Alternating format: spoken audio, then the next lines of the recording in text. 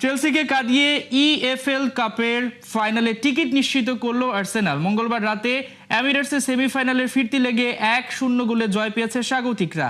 4-2 গোল এগ্রিগেটে শিরোপা লড়াইয়ের মঞ্চে উঠল গানাররা।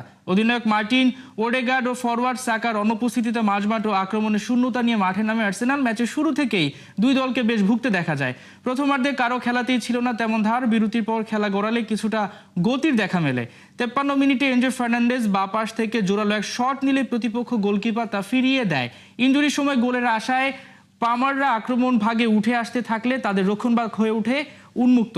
আর সেই সুযোগে কাজে লাগায় আর্সেনাল স্ট্রাইকার কাই হাভার্টস। ডেকলান রাইসের লম্বা পাস থেকে গোলরক্ষককে কাটিয়ে ম্যাচের একমাত্র গোলটি করেন এই জার্মান ফুটবলার।